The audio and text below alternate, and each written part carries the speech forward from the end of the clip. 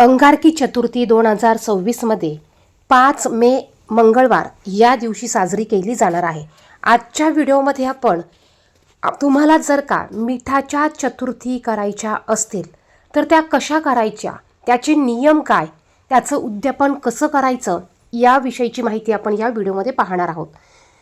बघा, 2026मध्ये अंगारकी संकष्टी चतुर्थी 5 मे वार मंगळवार या दिवशी आली आहे.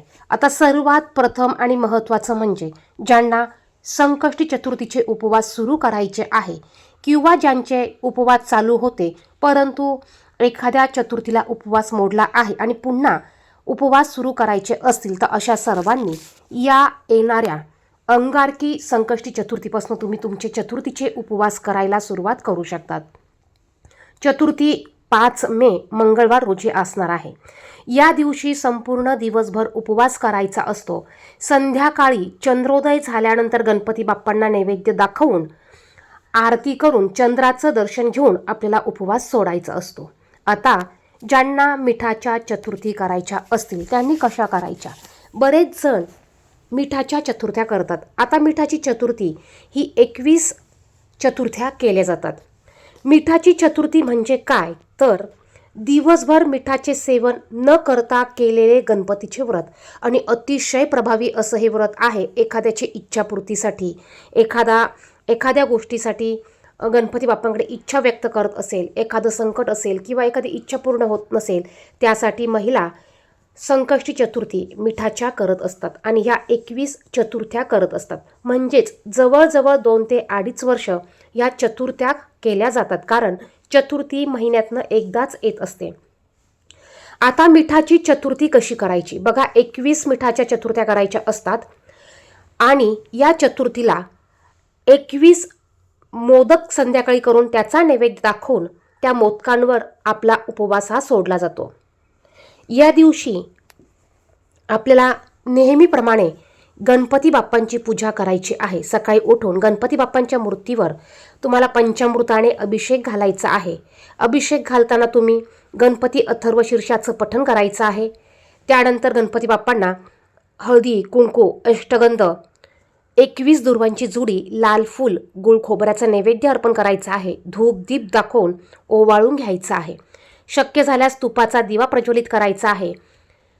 मोदकाचा नैवेद्य दाखवता आला तर मोदकाचा नैवेद्य दाखवा, गुळ खोबऱ्याचा दाखवा किंवा खडीसाखरेचा नैवेद्य दाखवून या पद्धतीने पंचोपचारे पूजा करायची आहे आणि संपूर्ण दिवसभर तुम्हाला उपवास करायचा आहे. या दिवशी संपूर्ण दिवसभर उपवास करून संध्याकाळी 21 मोदक बनवून चंद्राला अर्घ्य देऊन उपवास सोडला जातो. हा उपवास संकटे दूर करण्यासाठी आणि इच्छापूर्तीसाठी केला जातो. बघा, तुम्ही जर का मिठाच्या चतुर्थ्या करत असेल तर तुम्हाला प्रत्येक चतुर्थीला गणपती बाप्पांची सकाळी पंचोपचारे पूजा करायची आहे. या चतुर्थीला मिठाचं सेवन केलं जात नाही, त्यामुळे आपल्याला या चतुर्थीच्या उपवासामध्ये खिचडी खाता येणार नाही. म्हणजेच काय, ज्यामध्ये मीठ आपण घालणार आहोत अशी वस्तू, असा पदार्थ खाता येणार नाही.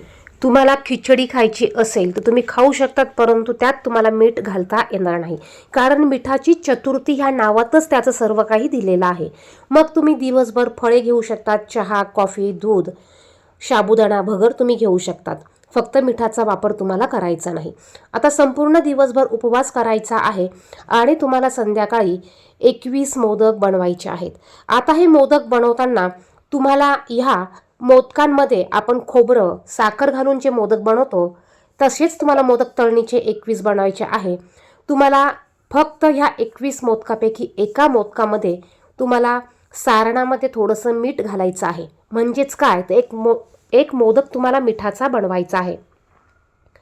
तुम्हाला संध्याकाळी चंद्रोदय झाल्यानंतर चंद्राला अर्घ्य देऊन तुम्हाला मोदकाचा नैवेद्य, तुम्ही जे 21 मोदक बनवले आहे याचा नैवेद्य गणपती बाप्पांना दाखवायचा आहे आणि तुम्हाला आरती करायची आहे. चंद्रोदय झाल्यानंतर, आरती झाल्यानंतर तुम्हाला ह्या मोदकांवर तुमचा उपवास सोडायचा असतो. आता उपवास कसा सोडायचा? बघा, तुम्हाला हे 21 मोदक तुम्हाला स्वतःलाच खायला घ्यायचे आहेत. जोपर्यंत तुम्हाला ह्या मोदकापैकी मिठाचा मोदक लागत नाही तोपर्यंत तुम्हाला हे मोदक खायचे असतात. मग तुम्हाला पहिल्या मोदकालाच मिठाचा मोदक लागू शकतो. मग अशा वेळेस तुम्हाला सर्व मोदक बाजूला ठेवून द्यायचे, तुमचा उपवास सुटला समजायचं. किंवा तुम्हाला 5वा, 6वा, 8वा किंवा कधी कधी 20 मोदक खाऊन होतात तरी पण आपल्याला मिठाचा मोदक लागत नाही. मग सगळ्यात शेवटी 21वा मिठाचा मोदक लागत असतो. मग अशा वेळेस शेवटचा जरी तुम्हाला मिठाचा मोदक लागला तरी तुमचा उपवास सुटला समजायचं. जर का तुम्हाला 21 मोदक खाताना मध्येच कुठेही मिठाचा मोदक लागला तर आपला उपवास सुटला समजून आपल्याला पुन्हा ते राहिलेले मोदक खायचे नाही. मग राहिलेले मोदक तुम्ही गाईला दुसऱ्या दिवशी खायला घालू शकतात किंवा प्रसाद म्हणून घरातील इतर व्यक्तींना तुम्ही ते मोदक खायला दिले तरी चालेल. परंतु 21 मोदकापैकी कुठलाही मोदक तुम्ही घरातल्यांना किंवा बाहेरच्यांना द्यायचा नाही. जोपर्यंत मिठाचा मोदक लागत नाही तोपर्यंत सर्व मोदक आपणच खायचे. ज्यावेळेस मोदक मिठाचा लागेल त्यावेळेस मोदक बाजूला करायचे आणि जेवढे राहिले असतील तेवढे घरातल्यांना किंवा तुम्ही गाईला खाऊ घालायचं आहे. तर या पद्धतीने मिठाच्या चतुर्थ्या केल्या जातात. अतिशय प्रभावी अशी ही सेवा आहे. गणपती बाप्पांना आवडणारी सेवा आहे आणि कित्येकांच्या या सेवेने प्रश्न सुटलेले आहेत. तुम्हाला जरी मिठाच्या चतुर्थ्या करायच्या असतील तर तुम्ही आवर्जून करू शकतात. बघा, या चतुर्थ्या होईपर्यंत 21 चतुर्थ्या पूर्ण होईपर्यंत तुम्हाला मांसाहार करायचा नाही. तुम्हाला करायचा नाही. त्याचप्रमाणे जर का तुम्हाला आता बघा, ही चतुर्थी महिन्यातनं एकदा येते. तुम्हाला जर का सुतक पडलं, जर का ते आधीमध्ये महिन्याभरात सुतक पडलं तर काही हरकत नाही, तुम्ही येणारी चतुर्थी उपवास तुम्ही करू शकतात. जर का संकष्टी चतुर्थीच्याच दिवशी तुम्हाला सुतक असेल तर मग तुम्हाला त्या सुतकात पूजा तर करता येणार नाही. तुम्हाला फक्त उपवास करायचा आहे. परंतु त्या उपवासाला आपण मोदक बनवू शकत नाही, पूजा करू शकत नाही. म्हणून ती चतुर्थी आपल्याला 21 चतुर्थीमध्ये पकडता येणार नाही. ज्यावेळेस तुम्हाला मासिक अडचण असेल त्यावेळेस देखील तुम्हाला ती चतुर्थी 21 चतुर्थीमध्ये पकडता येणार नाही. अगदी सोप्या पद्धतीने तुम्ही ही चतुर्थी करू शकतात. आता याचं उद्यापन कसं करायचं? आता याचं उद्यापन असं काही खूप मोठं नाही. अगदी साध्या पद्धतीने तुम्ही घरातल्या घरात याचं उद्यापन करू शकतात. शेवटच्या चतुर्थीच्या दिवशी तुम्ही छान स्वयंपाक, छान सजावट करून, तुम्ही छान नैवेद्य बनवून तुम्ही घरातल्या घरात याचं उद्यापन करू शकतात. तुमची इच्छा असेल तर तुम्ही इतरांना जेवायला देखील घरी बोलावू शकतात. आणि जर का तुम्हाला शेवटच्या चतुर्थीच्या दिवशी पूजा करायची असेल तर तुम्ही तुमच्या एखाद्या ब्राह्मण गुरुजींना विचारून छोटीशी पूजा देखील तुम्ही करू शकतात. व्हिडिओ आवडला असेल तर व्हिडिओला लाईक करा आणि इतरांना देखील ही माहिती शेअर करा. त्याचप्रमाणे कमेंट बॉक्समध्ये श्री गणेशाय नमः, ओम गण गणपते नमः नक्की लिहा. गणपती बाप्पा नक्कीच तुमच्या पाठीशी अखंड उभे राहतील. धन्यवाद.